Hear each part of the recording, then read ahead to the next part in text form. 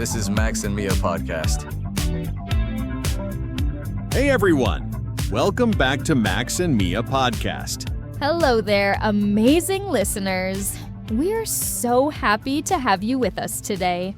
Before we dive into today's episode, don't forget to hit that like button if you're enjoying our content. It really helps us reach more English learners like you. And we want to say a huge thank you to all of you who listen every week. Your help means the world to us, and we love seeing your comments and messages. Absolutely. Your feedback keeps us motivated to create better content for you. Now, today, we have something really exciting to share with you. That's right. We're going to explore the 25 most common phrasal verbs with get. Now, I know what you're thinking. Only 25? Well, here's the thing. There are actually hundreds of phrasal verbs with get in English. We could probably do a 10-hour episode and still not cover them all. Exactly. But don't worry. We've carefully selected the ones you'll hear and use most often in everyday conversations. These are the essential ones that native speakers use all the time. Think of today's episode as your survival kit for phrasal verbs with get. Once you master these 25, you'll sound much more natural and confident when speaking English. So grab your notebook, get comfortable, and let's jump right into it.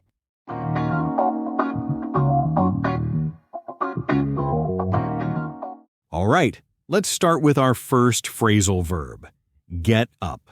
This one is super basic, but absolutely essential. Get up means to rise from bed or to stand up from a sitting or lying position.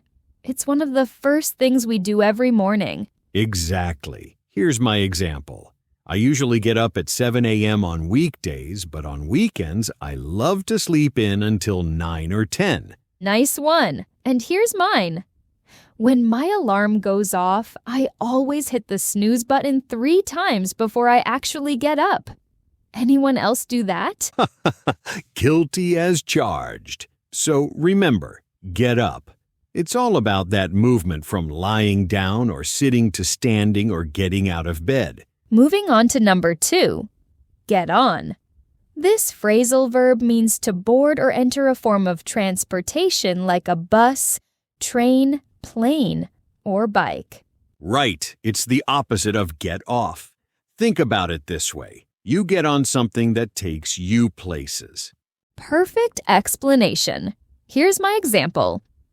Every morning I get on the subway at 8:15 to go to work.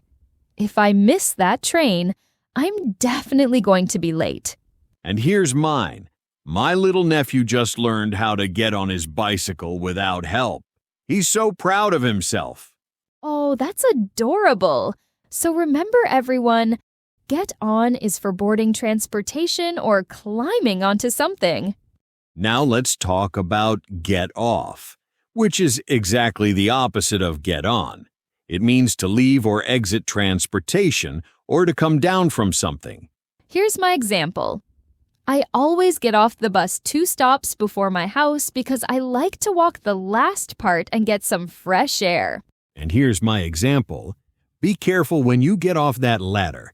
It looks a bit wobbly. Great. So get off is all about leaving or exiting something. Next up is get in. This one means to enter a car, taxi, or small enclosed space. Here's my example.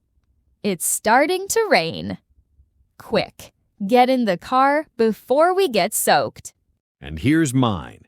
I love getting in a hot bath after a long day at work.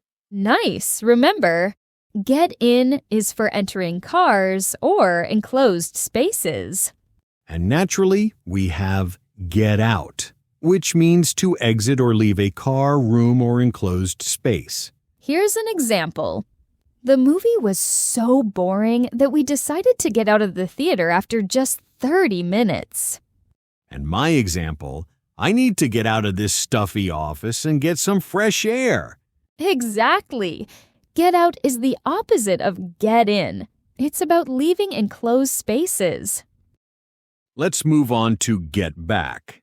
This means to return to a place or to recover something you had before. Here's my example. I need to get back home by 6 p.m. because I'm cooking dinner for my family tonight. And mine, after my injury, it took me 3 months to get back in shape and start running again.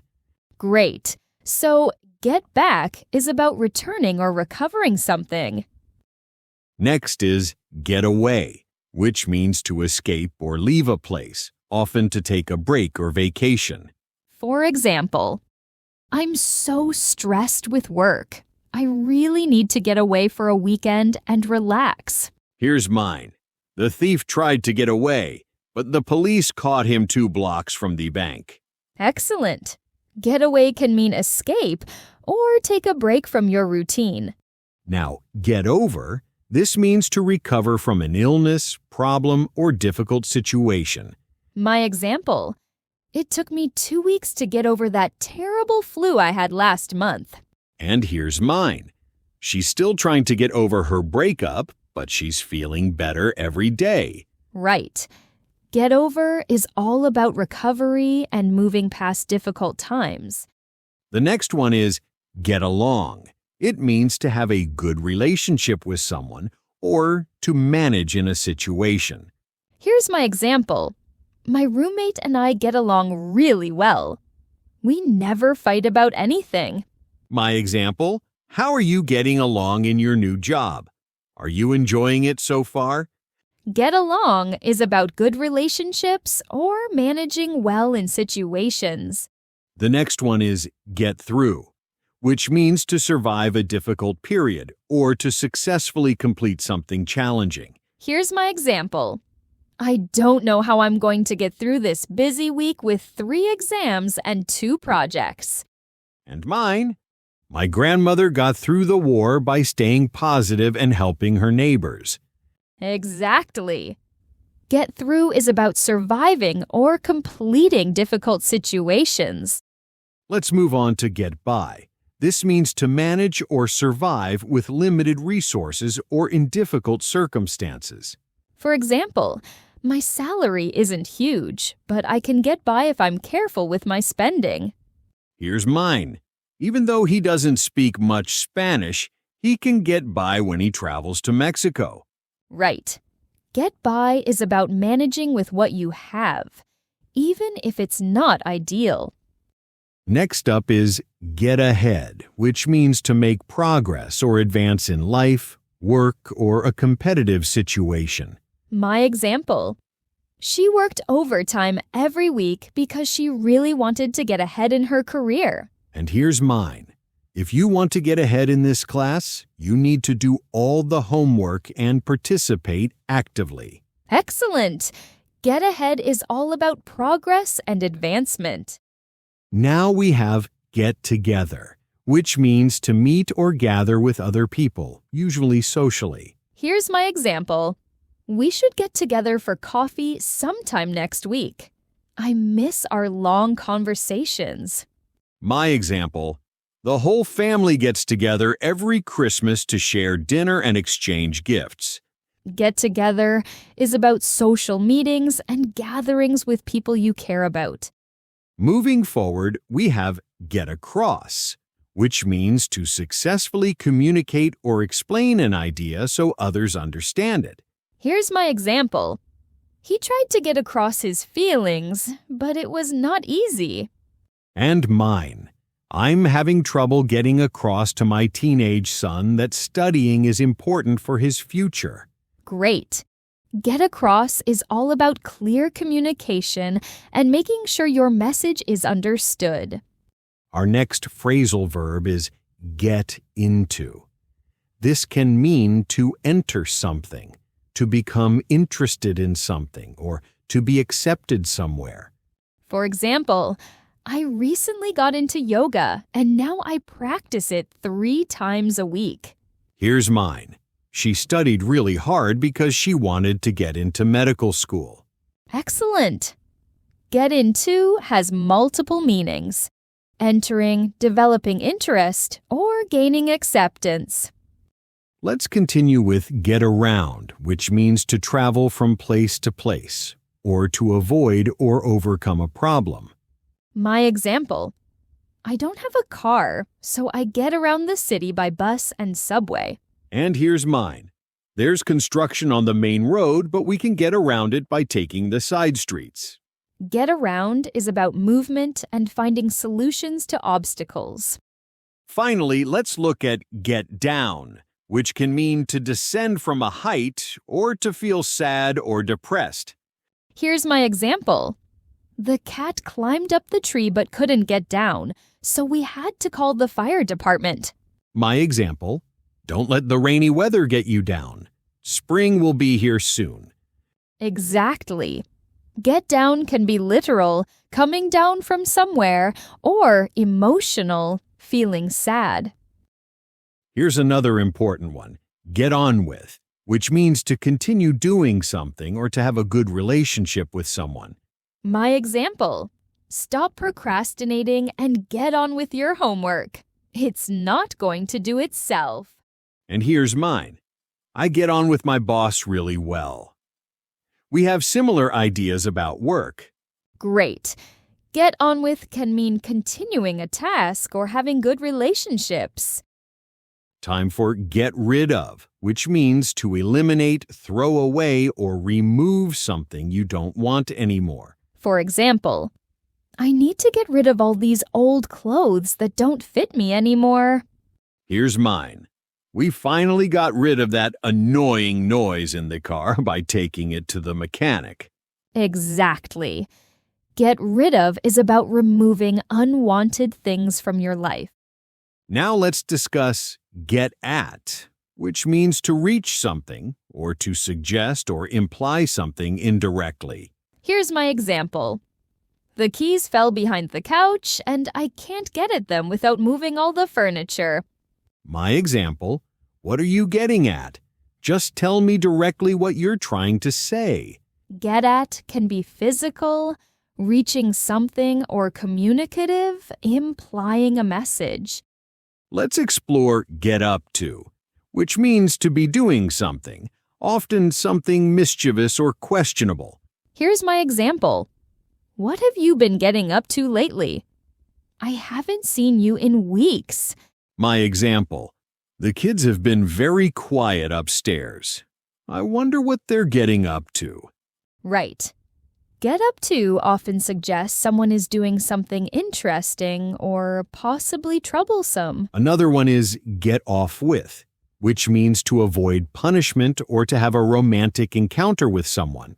For example, he was caught speeding, but he got off with just a warning instead of a ticket. And here's mine: at the party last night, Sarah got off with that guy from her chemistry class. Get off with can mean escaping consequences or having a romantic moment.